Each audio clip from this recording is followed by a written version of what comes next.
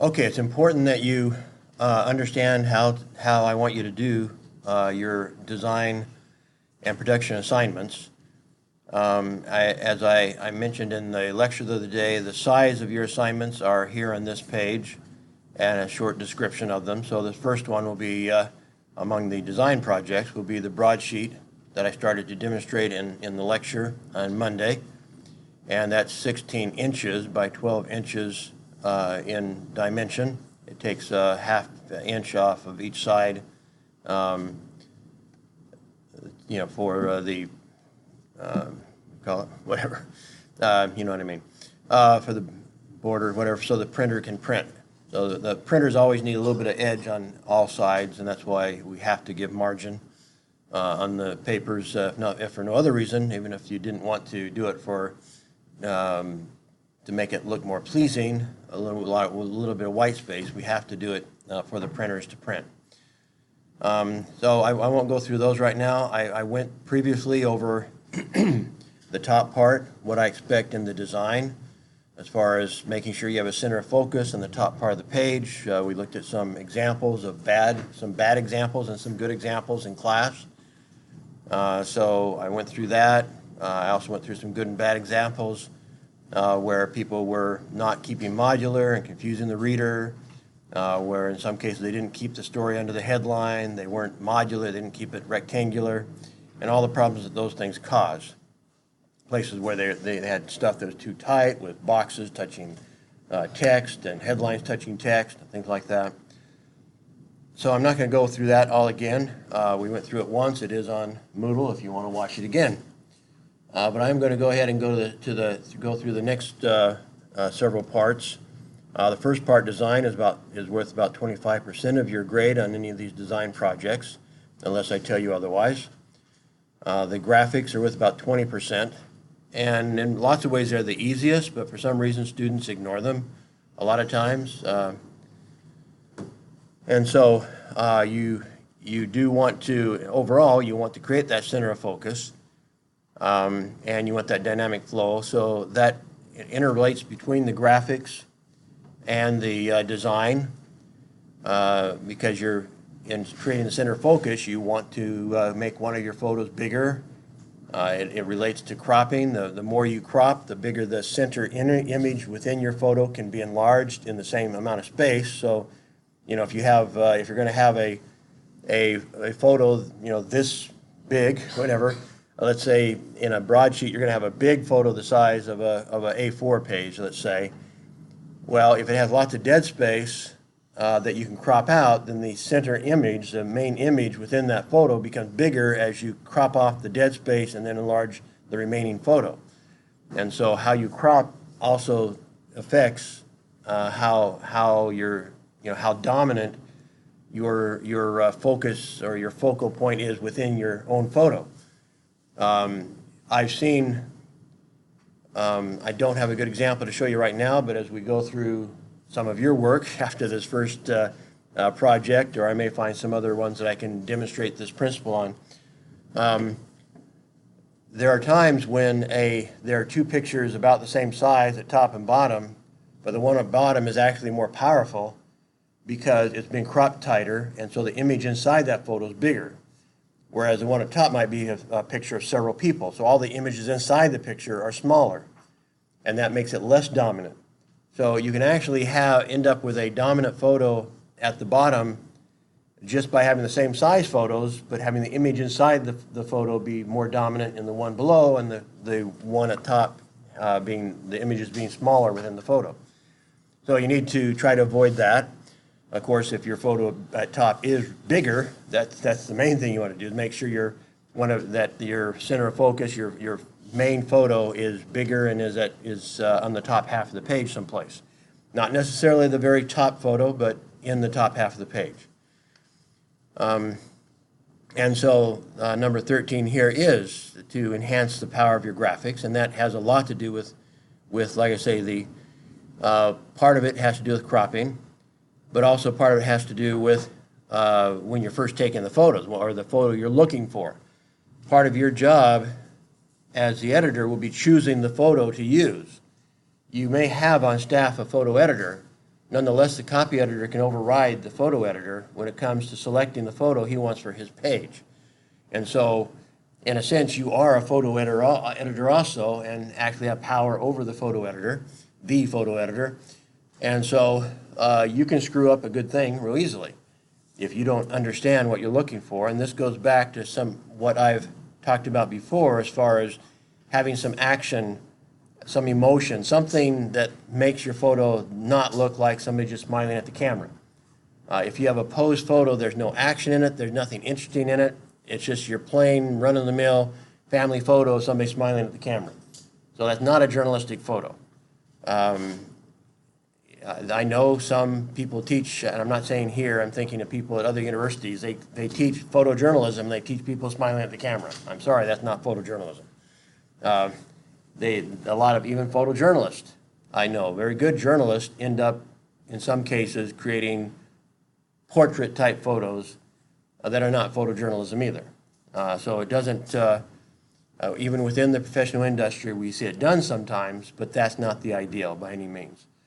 And so try to look for some action, try to look for some emotion, try to look for something other than the family album photo.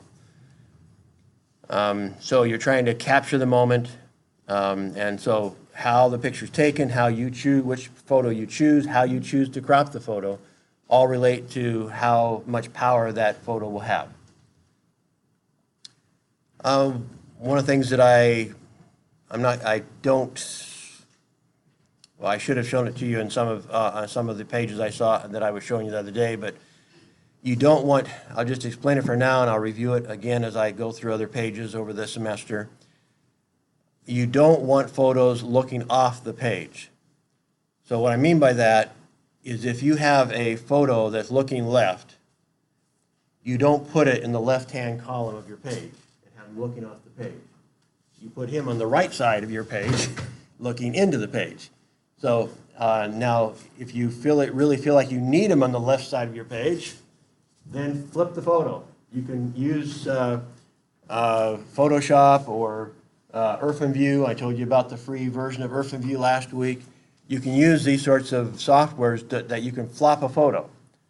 That works as long as they don't have a name tag on their shirt or a sign in the background. You don't want to make it obvious that you flopped the photo. I mean, it doesn't really do much to the photo in a way of cheating or whatever. It's not like using Photoshop to make somebody skinnier or do away with their blemishes or something. But flopping a photo it is embarrassing if you flop a photo and have them look the other direction and their name tag is backwards. People will notice that and they will laugh at you if you do that. And so you don't want to flop a photo. And again, flopping, I mean, basically you can get a photo that's looking left and make it looking right instead, but that reverses the whole image. And if there's any writing in the photo, that's how they will know that you flopped it. And you don't want people laughing at you. So if you don't want to do it and get people laughing at you. But as long as there's no writing or something like that betrays you, you can flop a photo and it doesn't matter. You know, you're not changing the appearance of that photo enough to feel like you're somehow cheating the public. So you can, but the main thing is that if you have somebody, again, if they're looking left and you put them in the left column, that gets the reader looking off the column too. You know, like if they're doing a gesture to the left and they're looking that direction, then it just naturally, when somebody looks, if you're talking to somebody and somebody suddenly looks the direction, you're going to look in that direction to see what they're looking at. And so even if it's a photo, you still do that. Even though it's a photo, you're kind of saying, what's he looking at? And it's off the page. So it is kind of a thing where it can kind of screw with the reader's mind a little bit, and you don't want to do that. You don't want them looking off the page. You want them looking into the page. And so we if necessary, we'll flop the photo, but better is to simply design, look at your photos ahead of time and realize, oh, this one's looking left, I'm going to have to put him on the right side of the photo, on the page, I mean. So he's looking into the page, not off the page. So it's okay if you're looking into the text, so somebody looks into the text, that's fine. But if he's looking away from it and looking into the margin, looking into the empty space, then that's not fine. Now he's looking away from your news. Don't forget your captions. A lot of students get lazy about captions. You can't be lazy about captions. There are situations where you don't have everybody's name. You should do your best to get everybody's name in the photo. But especially if it's a big group and there's some people with their backs to the heads and and it's a public situation. Let's say I've shown you somewhere a legislator's talking to 5, 6, 7 people. There's no real practical way of getting all the names, and there's not a real good reason to anyway, especially if some of the people you're seeing the back of their head. And in the back of the head, this is Luis Gonzalez. That doesn't make a lot of sense. So in a natural photo of where you have a public official or a celebrity or somebody talking to a group of people, none of whom are famous, and it's hard to put, it doesn't make sense to get all of their names, then you can just say that, whoever this person is talking to fans, talking to people at the conference, whatever. Answering questions for business people at the conference, something like that. But if it's a if it's a relatively few people in the photo, and you have the opportunity, you should get everybody's name and write the caption including everyone. And include not just their name, but if you're going to include their name and they're not famous, then who are they? Are they a business person? Are they, why are they in the photo? And so you want to get that information too. It's under graphics because that's the impact it has. The pull-out quote, I mentioned a pull-out quote the other day. And a pull-out quote, there's lots of different designs for it. But basically, you're copying. You're not extracting, but you're copying. Again, some students get this fouled up. You're not taking the quote out of your story. You're leaving it in the story, but you're copying it. And now you're going to blow it up, and you're going to put it in a way that, maybe bold, italics, 14 point, something like that, sometimes even bigger than that. And you're going to somehow box it off. There's shadow boxes you can create. You don't necessarily have to box top all the way around. You can put a heavy line above and a smaller line below.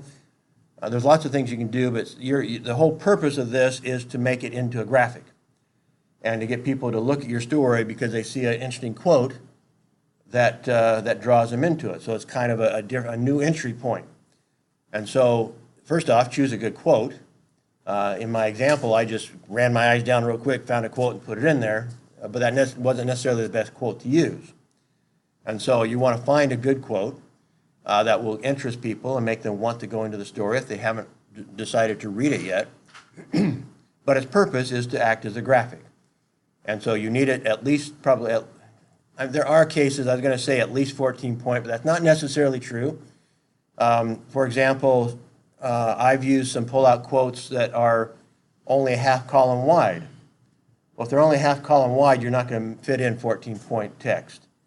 But you can still, I usually make it with a shadow box. So there's a shadow box is a box that looks like is casting a shadow. So there's extra line on the top or on two sides of it. Two sides as if the light is coming a certain direction and casting a shadow. And we'll get into that and I'll show you how to do that later. Quark, I know, facilitates that, and so we will demonstrate that later. And so, but somehow you're going to, again, make it look nice. And it is possible to do it with fairly small text in a half column shadow box or something. If you're just lacking, you just need a little bit more, say you run out of story and you need another inch or so for your story, well, you can put in a pull-out quote and it pushes this text down another inch. It's probably better to have a half-column mug, where there's a head and shoulders, and just put a half-column mug shot in there and let the text wrap around the mug shot. That's probably better, but anything is better than nothing. And so if there's too much gray in that area, or if you're just looking to fill space or something, then it is possible to do a half-column pull-out quote. In that case, you're probably going to be lucky to get a 12-point. And maybe you only get an 11-point. 11-point bold italic and your text, your regular text, to 10-point not bold. It still creates enough contrast that it's okay. Not ideal. I would normally try to avoid a half-column pull-out quote, but there are times when I felt desperate, that I really felt like I needed something to break up the gray on that side of the page, and or whatever reason I needed to fill the space, and so I've done it, and it looks okay. If you, like I say, especially with a shadow box, something like that, that makes a distinctive graphic impact. And so pull-out quotes are a type of graphic, and that's why they're in this section. The boxes are also graphics, so you can think of, as you decide to box a story, there's several ways to give it even bigger impact. One is to colorize it. So you box the story, but you also make it, so people can see through the color, but you make it a soft color that people can see through and still read the text okay. Or in some cases, make it so they can't, well, that you have to bring the text in front and turn it white and make a totally black box, for example, and a white text. There are times when you can do that. You don't want to do a big story like that, although we did see one in these award-winning photos or pages that I showed you in previously. There was one where they put the text on top of a river that was running through, and they put the text right on top of the river, and the text was white.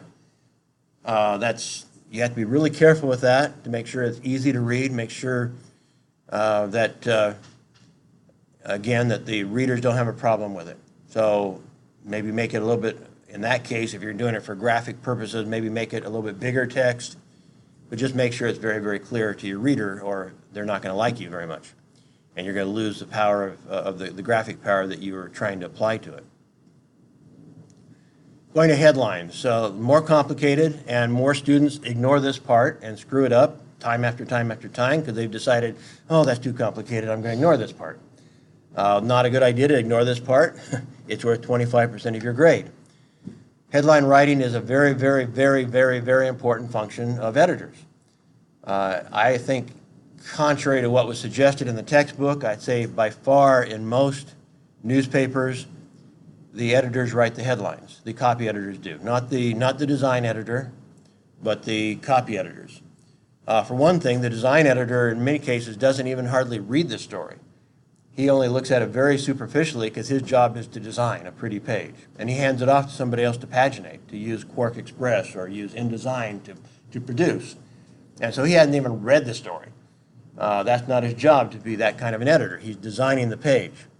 So he maybe has asked, which is the most important story, or in fact, that's probably what he's done. He's probably asked somebody else to rank the stories for him, and he's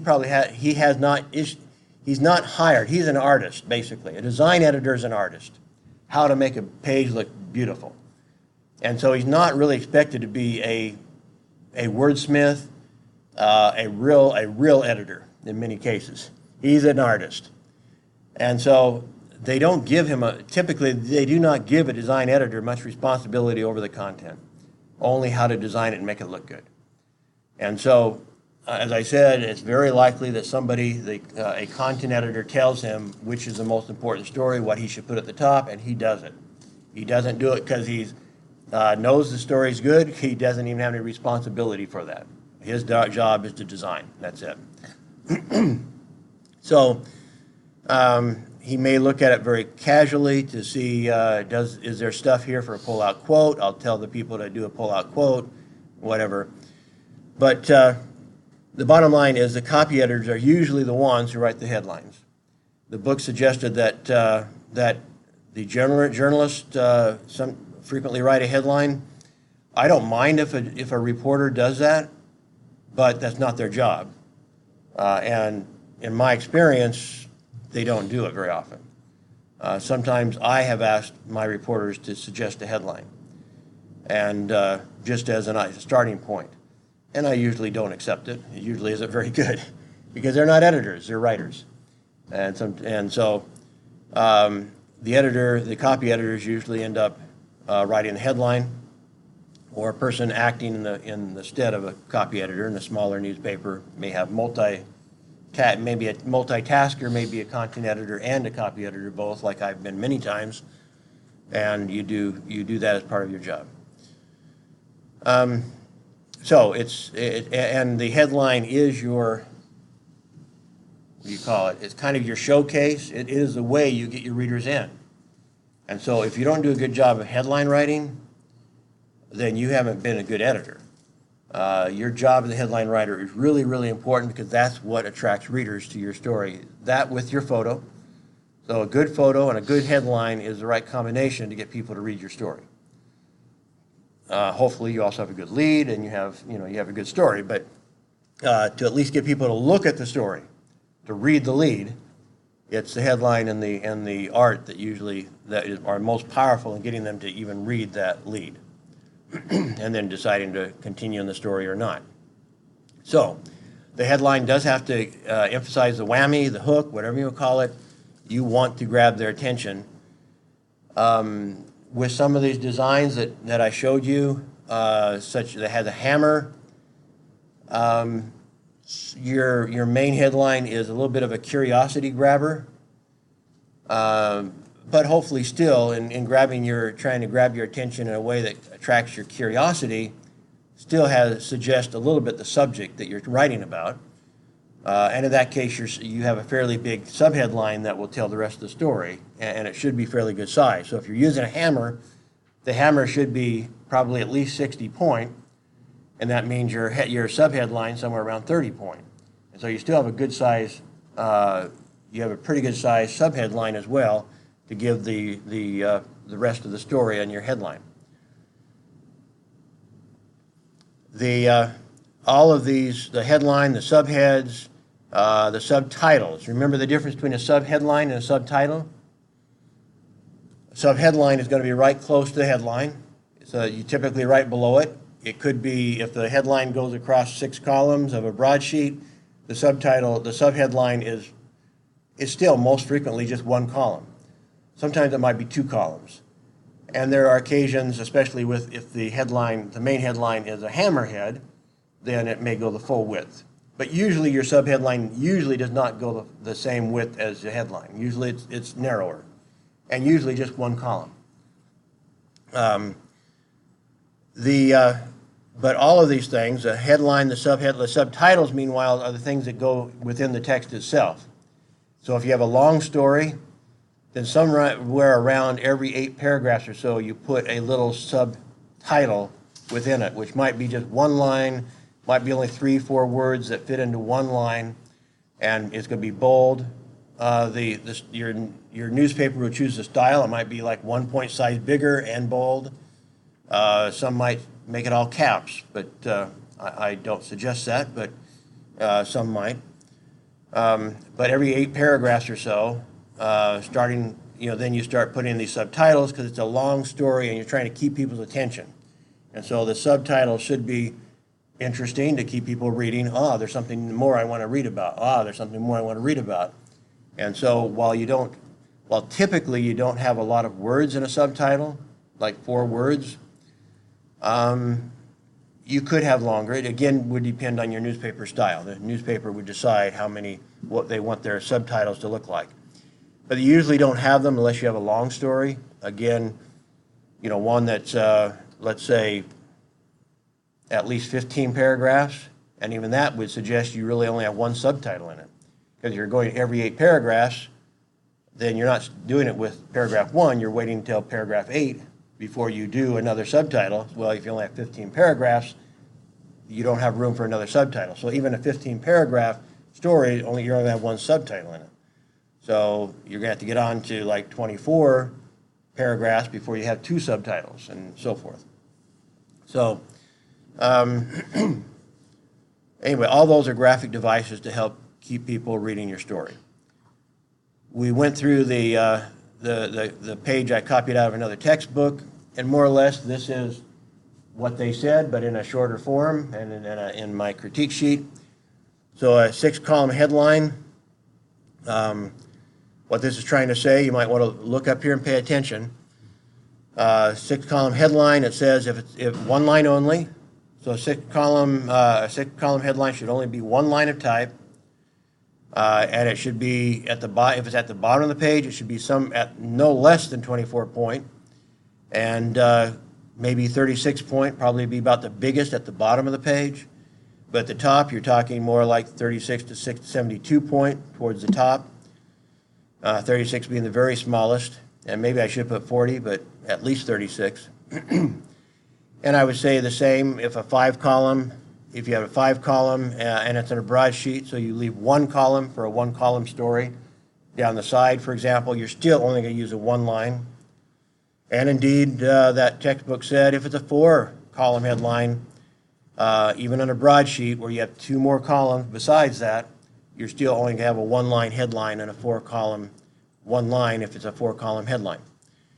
And all of those, you notice I didn't make them a lot different. All of those say 24 to 36 point if they're at the bottom, 36 to 72 if they're at the top.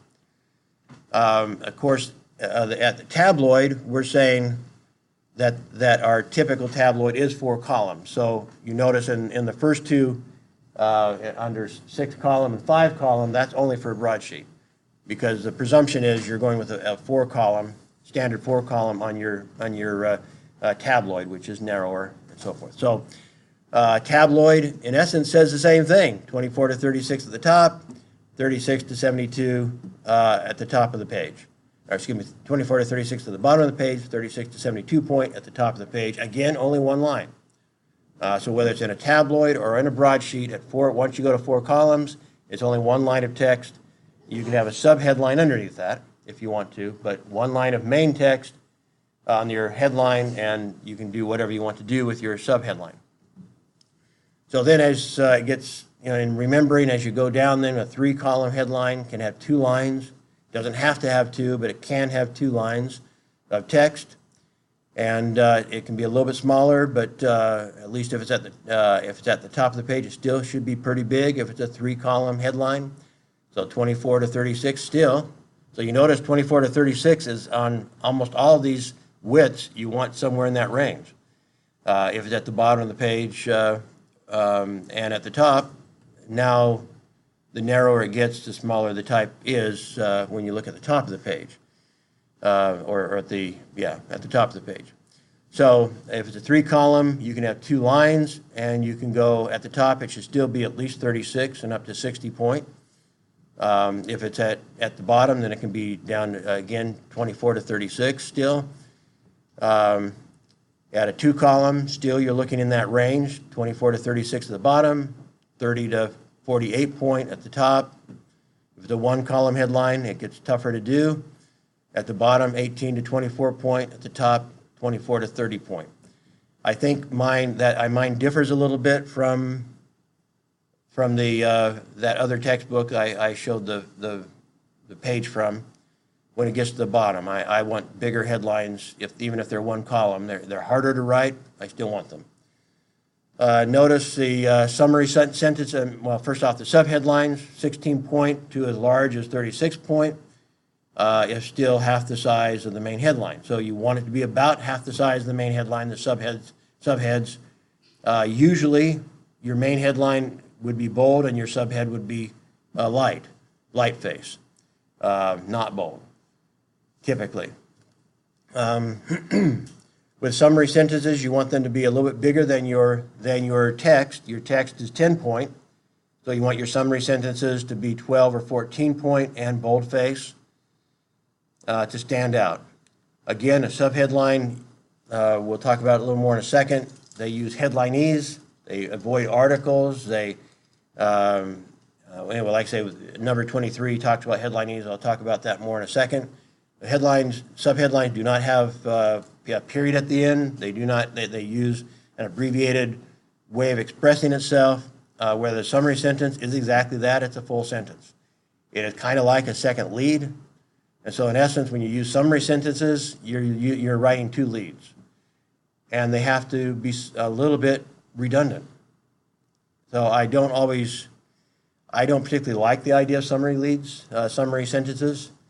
But some newspapers like them. But again, basically, you're going to have to write 2 leads in. You write 1 lead for the summary sentence and 1 for your actual story, because they're not considered, the summary sentence is not considered part of your story. It may allow you to be a little bit vaguer or a little bit, maybe emphasize a different perspective of the story with your lead rather than in the summary paragraph. And by the way, I guess I call it a summary sentence, but I have seen some that have more than one sentence when it comes to the summary. They may want to have even a little bit bigger impact, so they may be 2 sentences. I don't know that I've seen any more than 2 sentences. There's not a hard, and fast rule in summary sentences. But again, a summary sentence is serving in place of a subheadline. I've never seen any newspaper use both a subheadline and a summary sentence. You're basically taking the place of a subheadline by putting a full sentence in its place. It's not quite as big as a subheadline. It's still dark. It still has graphic impact. And it's more wordy. It is a full sentence, unlike the subheadline. Okay, going down to number 21. You want to size the headlines more or less relative to the importance of the stories. But there's actually 2 things that tell the readers that it's important. One is its location on the page, and the other one is the size of its headline. And so if it's a really important story and you decide to put it at the top of the page, but your design says it's going to be 1 column wide, then it may not have as big a headline as a story at the bottom of the page that's less important, but it's at the bottom of the page.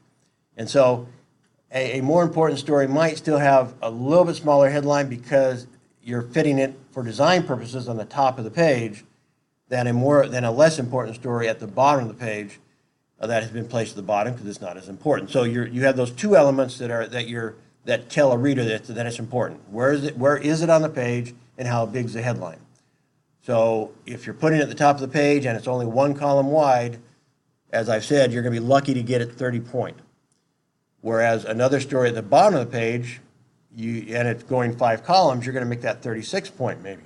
So it's going to have a bigger headline than the one at the top of the page. So you have those 2 things, but so you should think of both size and position on the page as to how important a story is. Keep headlines active. Headlines should be active, meaning they should include an active verb. A headline without a verb is called a label head, and it's used very sparingly and typically with large active subheadline beneath it. So again, that's your hammerhead sort of thing where you have just 1, 2, 3 words really big, and then you have a fairly good size subheadline that tells the story and has an active verb in it. So if you fail to write a subheadline, and I suggest you write a subheadline for all of your stories, but if you fail to, you better have an active verb in the headline, or there definitely will be a deduction. There has to be a subheadline somewhere in there, or an active verb an active verb somewhere in there. Learn headlineese. So let me emphasize that a little bit and tell you what that means. In headlineese, past stories take a present tense headline, as we've talked about. So in other words, instead of saying City Council decided to cut budget, we say City Council decides to cut budget. Also, headlineese is a little bit Russian. I put this in when I was teaching in Kazakhstan. We typically leave out articles a, and the unless it just doesn't sound right for the phrasing. So you have to use somewhat your own judgment, but I get to judge whether you're right or not. You take them out unless it just does not sound right to take them out. For example, if it's part of a saying, we have a saying, head of the pack. Well, if you're going to use that phrase in a headline, head of the pack, you have to leave the in. You destroy the phrase if you take the out.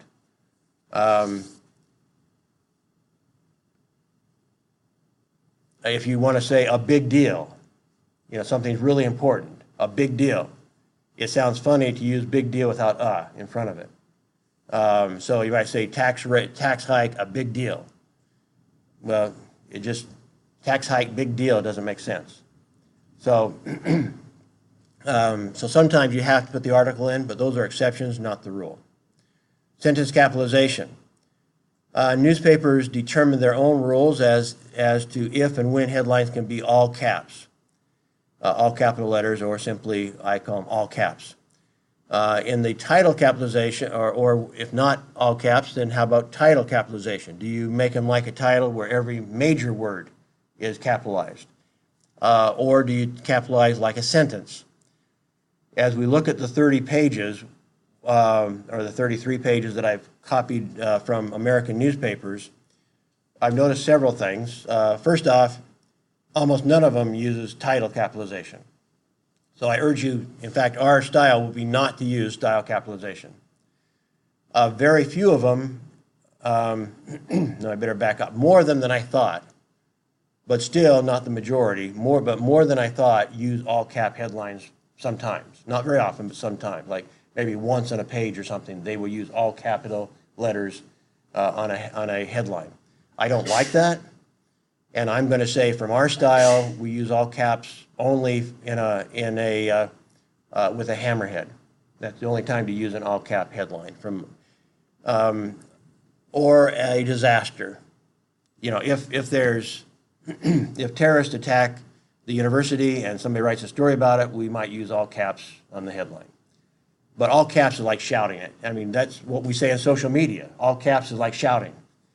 And so you don't want to use all caps in my book, and actually now more than ever, you don't use all caps unless you really mean to shout, in essence, at people. And so I think that there was a period of time when nobody used all cap headlines in American newspapers. And now they seem to be drifting back and using more of them, and for not a good reason. The standard became, and still is, most frequently is to capitalize in headlines the same as you capitalize in a sentence. In other words, use sentence capitalization. Don't capitalize anything that's not a proper name except the first word. I kind of resisted that myself for a while. Like I said, I've had a long career, so I started in a period where we used all caps a lot. And when we used capitalization, or used title capitalization, when we didn't use all caps. And so for a couple of years, I kind of resisted moving to the idea of a sentence capitalization. But then the more I thought about it, the more I realized it's easier for people to read if a sentence capitalized. You know, if you capitalize the same as you do in a sentence, it's easier for people to read. And that doesn't mean you still can't have it 60-point big, but you still have a big headline and have common sentence capitalization on it. So it didn't take me too long, but it did take me in my 35, 40-year career, whatever it's been, a few years to say, okay, I feel comfortable with going with sentence capitalization now. But I would say that is by far the norm. You see some all-capped headlines, but still the norm is sentence capitalization, and so that will be our style. Here is sentence capitalization. Capitalize your headlines like you would capitalize it if it were in a sentence. That's just capitalization, not punctuation, not verb usage, so forth, but just in the sense of capitalization of letters capitalized like a sentence. Don't divide words in a headline.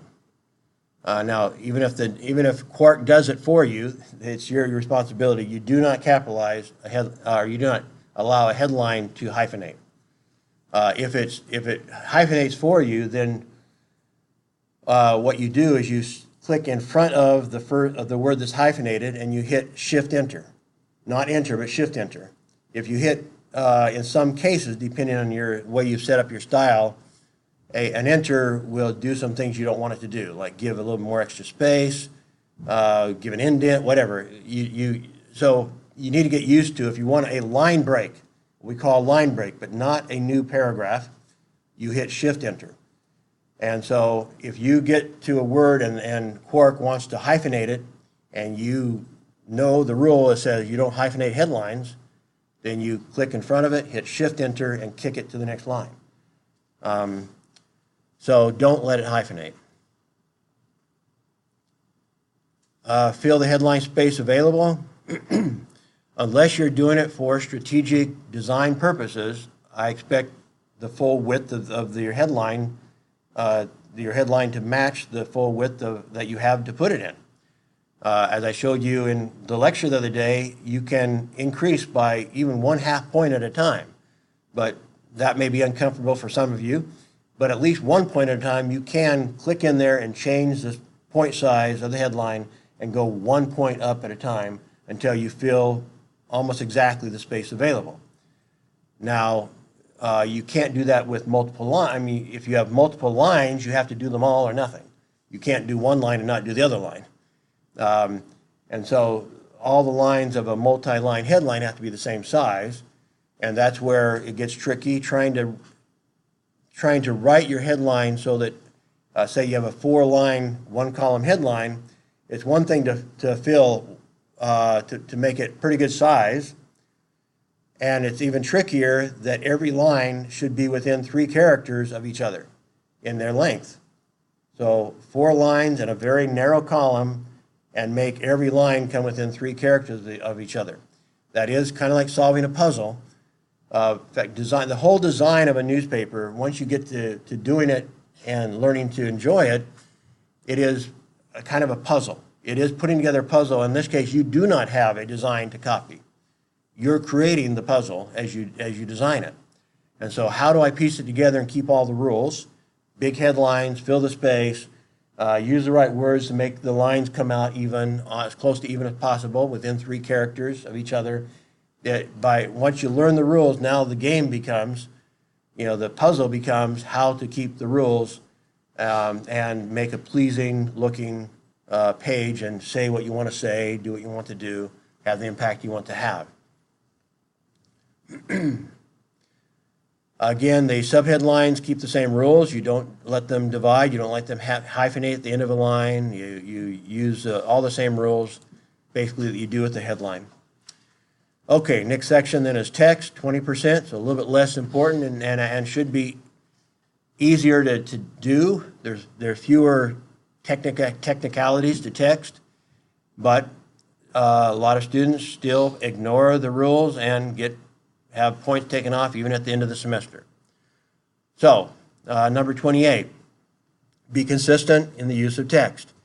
I'm not going to read all of this, but as I've said in class, we will use, our style will be sans serif, that is without serifs, that's Arial, Futura, styles like that for headlines. And our style will be Times New Roman as the body text. I probably won't notice if you use another serif type. I may not notice and may not care if you do, unless it looks very, very different than, having one stand out and it's a serif type, but it just doesn't look the same as the serif type around it. Yeah, I'll probably object to that. But there's a lot of typefaces that looks very, very similar to Times New Roman, and that I wouldn't even notice that it wasn't Times New Roman. But the standard is, in our text, we will use 10-point Times New Roman for the body text, Arial for the headlines, or definitely more flexibility in headlines. If you want to try something else, Futura or another sans serif headline, a typeface for the headline, that's okay. I don't discourage it at all, except be careful about using any text that is uniquely Chinese, for example, and it doesn't show up on my computer. So when you're choosing text, be very aware of what is common in the outside of China and what is not. So I'm not saying the Chinese figures, but I'm saying I found certain typefaces that while they're serif and sans serif, they're just not in my computer. And so students use them and they don't come out right on my computer because I don't have them in my computer. So try to use the standard ones that, you should be the only ones you see in Quark, but I guess if you've added other typefaces to your computer for your own purposes for some reason, try to be aware of what those are and don't use them. So if you stay with Arial, maybe Futura for headlines, and stay with Times New Roman, you're safe. So that would be my main suggestion. To justify or not to justify, I spend a lot of time explaining this, but the bottom line is, for our style, we will justify the text, even though I don't like justifying text. I think it is much better not to justify the text. Justify means line up the right column as well as the left. You have both columns lining up, and people think that looks more quote-unquote professional. And in the old days, it definitely did seem more professional because you couldn't do it with a typewriter. So nobody could do it unless they had really special equipment when I was young. And so that made it distinctive. You immediately associated that with a professional publication because you could not do that with a typewriter. However, nowadays, justified is no longer that big of a deal. And indeed, research shows that people read it better if it's not justified, and you have more white space between columns if you don't justify, because probably only one in a whole story, you might have 2, 3, maybe 4 lines that actually take the whole space, and the rest have to take a little bit less space.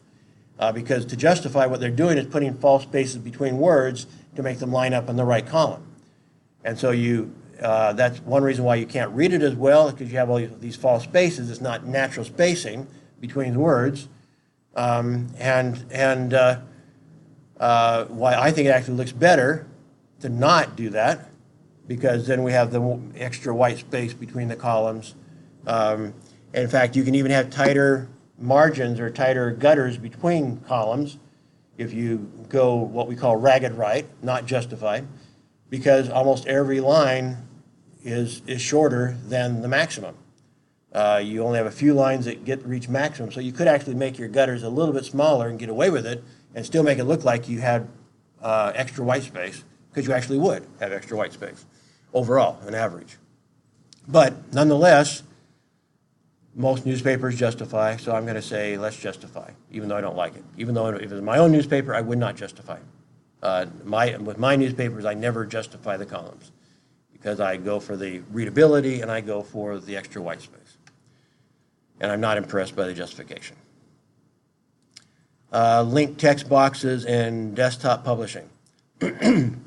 So basically, that's just saying that if you're creating, the way I showed you on Monday, there are no separate text boxes to link to. Everything was done within one text box, and I simply told that text box, you're going to divide the text inside this box into 4 columns. And so that's easy. And that's how I recommend you do it, is you create one text box and you put in your photos afterwards and have wraparound, so it all works out. However, where it does not work out is if you're jumping the story to the second page. The second page has to, by definition, be a separate text box. You have to create a separate text box for page 2, for your page 2. And that is part of all of your assignments will be to jump from one page to another page.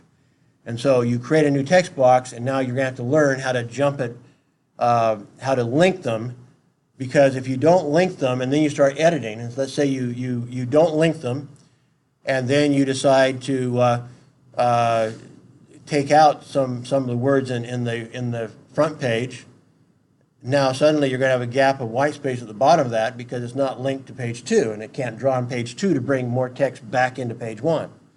And sometimes that can happen by accident. You don't even notice that you did this, or you're in a hurry or something like that. Or it can be maybe even worse than having extra white space at the end, is you add something in. And so now it's kicked over one line, and so there's one line that totally ends up disappearing because it's in your front page text box and you don't have it linked to page 2, so that one line that you've now kicked over into oblivion is not going to page 2 because you didn't link them. So now you have an entire line missing from your story. And that makes you look like a real idiot then. It makes you look like kind of an idiot to have extra space. It makes you look like a real idiot to have a missing line. And so you do that very often, that's fireable offense. So you can't do that. You have to become very adept at linking one box to another. It's not hard to do, but somehow, some way, some reason, students in my classes, my editing classes, never bother to learn in some cases. Many students don't. They're too lazy to learn. And that's a them problem. But nonetheless, it's frustrating, irritating, and by the time I get to the final exam, I'm deducting a lot of points for stuff like that. Because after I've corrected them, like in this case, you'll have 3 chances, and I'll correct you every time you do that. And if by the final exam you still do it, then you're going to get clobbered. Because I'm going to check, even if, and even if you haven't done something, even if you're not missing a line or having extra space, I'm going to click into your story and I'm going to do a select all. And I'm going to see whether it's selecting page 2 as well as page 1. Because if I click into your story and I do a select all, it should highlight everything on page 1 and page 2 if they're linked. If they're not linked, you're getting clobbered. So link them. Make sure they're linked. I will go into the specifics of how to do that with Quark Express. It's not hard, but somebody has to care. They have to care enough to pay attention. If they don't, then that's why they're going to get clobbered. Line up the columns and top to the bottom. I took quite a bit of time the other day to do that. I think we may discover that Quark has a more automated way of doing it, but I haven't found it yet. And like I said, it's been over 30 years since I used Quark, so I'm still relearning Quark myself. I've been learning, most of my career I've used PageMaker, and then now InDesign, PageMaker was its predecessor. Anyway, that's called vertical justification, where you want the bottom line, the bottom line of each column to line up, and you want the top line of each column also to line up if they're next to each other. If you're wrapping around a photo, then they're not going to, you may have at least one column going above the photo and the others maybe below the photo, something like that. But all the lines that are supposed to be lining up should be lining up. And so that's where you may have to put some extra space in to some of your paragraphs, put a little more leading in there. Again, if Quark does not have a way to automatically vertical justify, then we have to do it by hand. And hopefully, the one I did on Monday, I did it by positioning the middle 2 columns. I did it by increasing the size of the caption box, which pushed the text in the story down a little bit and made it line up with the other columns around it. So the different ways of doing it, but you need to line up the tops and bottoms of your lines, achieve vertical justification to be considered a professional. Put jump lines in.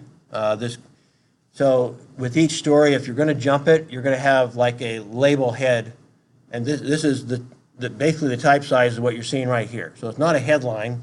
It's a small line at the bottom of the page that's bold, maybe italic, and so if the story is about graduation, then you're going to put maybe in quote marks, a single quote mark, graduation, quote mark, graduation, quote mark, unquote mark, and then continues on page 2.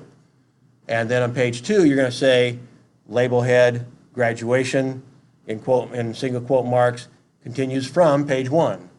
And so you link the stories that way. But what it explains here also is that you also will have a new headline on your story on page 2. We'll call it page 2. It may not really be page 2, but the second page of your assignment. And so this will not be true for magazines, but on your newspapers, the new, I don't know if it's a norm even, but I say the new best practices is if you jump a story from page 1 to page 2, that page 2 will have its own headline that will be different than page 1. So what's linking them is not the headline. What will be linking them is this jump headline that I was talking about that's in like 12-point, boldface, italic, graduation continues on page 1, on 2, and on page 2, graduation continues from page 1. That little jump line is what connects them, but you have a brand new headline. The reason why that's best practices, I feel, is because I've been caught by it. I never saw it. The newspaper I used to work, the daily newspaper I used to work for, started using that when I was actually their competitor. I started my own newspaper and started competing against the daily paper I used to work for. And they started using this style of putting a unique and new headline on their page 2 jumps. And I found myself sometimes reading, on page 1 I decided, that doesn't sound like a very good story, but I read some other stories on page 1. I go to page 2 and start reading the jumps of the stories I was interested in, and then I see a headline for a story I didn't think I was interested in. And suddenly I realized, oh, I'm interested in that. And so I end up going into the story from page 2. I did not think I was interested in it in page 1. I did become interested into it when I saw a second headline on page 2. And so the idea of having a second headline, and the second headline should emphasize something on the second page. And so it should not be just a reiteration of the page 1 headline. It should actually find something in the jump that is uniquely interesting and emphasize like a new whammy that's been buried in the story, and you emphasize something in the jump part of the story that somebody might be interested in. And that has caught me numerous times, and that's why I decided that's best practices. I should be doing that too. Because that's not, I'm not, like I said, I'm not even sure I would not call that the norm still, but I would call it definitely the best practices. Because if I liked it, reading it in my competitor's newspaper that I didn't want to like, then I think it has something to lay claim to. And finally, 33 under text is consistently indent your paragraphs. I'm suggesting if you're doing it in inches, you're talking about 1/8 of an inch. That's about 5 millimeters, or 1/2 centimeter, more or less. It's not exactly. All those are not exactly equivalents, but anyway, somewhere in that range. Make sure your indents in your paragraphs are consistent.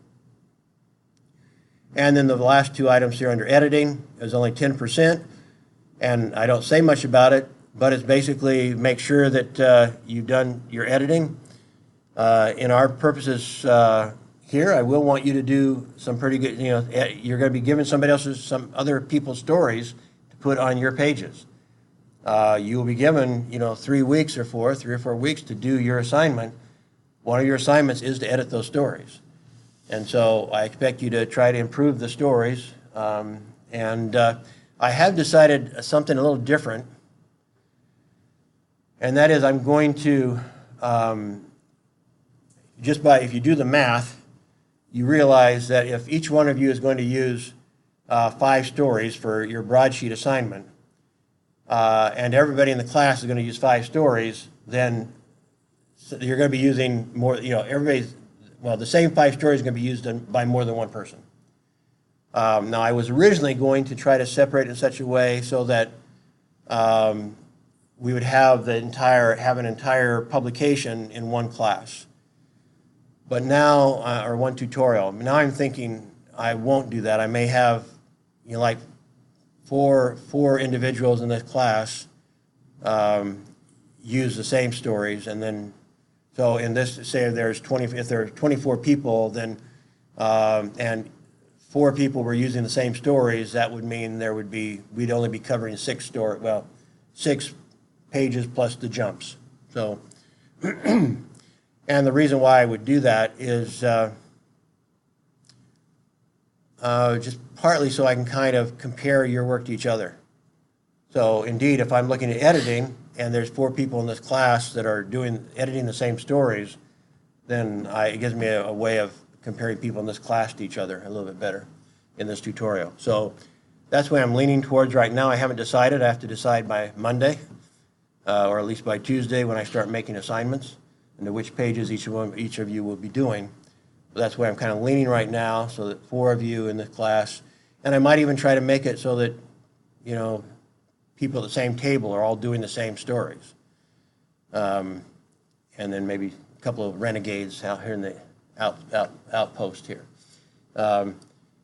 So that maybe you can help each other a little bit, and helping each other do the editing if you want to. So I'd like a nice looking page, paper, but I don't want to do all the editing myself. I can't do it. I might try editing the first few paragraphs, and I might go ahead and when I give you the stories, I may have already done a little bit of editing, but I can't edit 95 stories thoroughly and still get them done this week. There's no way to do that. So I may edit 4 paragraphs out of each story while I'm grading them, but I won't be editing all the stories. So after that, it'd become up to you guys to figure it out. So I guess that's actually the main reason why I was thinking about doing it, so people at one table, like I said, might have all the same stories, and they can kind of help each other out a little bit, and we can have a better product when we're done. It may not tell me as well how much you personally can do editing. That we'll figure out on the final exam, and the final exam is worth quite a bit. But meanwhile, you can help each other out and kind of teach each other a little bit in your editing. Help each other see what's wrong with the story, and that's not a bad thing. So you can help each other edit during the regular semester. In the final exam, you're on your own. So hopefully you will have learned from each other and from me, and improved your editing skills in the process. Okay, well, I've taken an hour, and we've got 3 presentations to make, which will probably take the rest of the hour, I'm afraid. I see some of you are working on other stuff anyway. So, okay, so who's up first? Okay.